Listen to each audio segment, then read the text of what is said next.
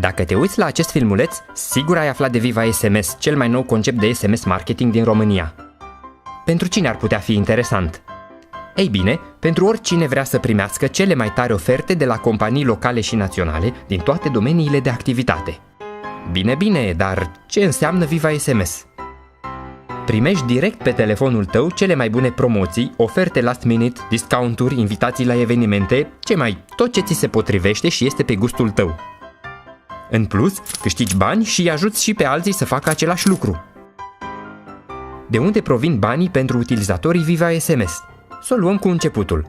În momentul înregistrării pe vivasms.ro, completezi un formular cu întrebări simple de genul: aveți animale de companie? Aveți mașină? Și așa se realizează profilul de consumator al utilizatorului. Astfel, companiile pot trimite oferte cu o țintire foarte precisă la un cost optim.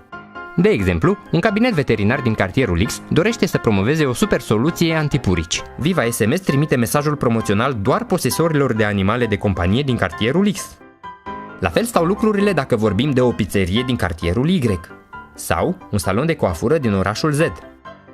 Companiile atrag noi clienți, iar utilizatorii primesc oferte din area lor de interes și câștigă bani pentru fiecare SMS primit.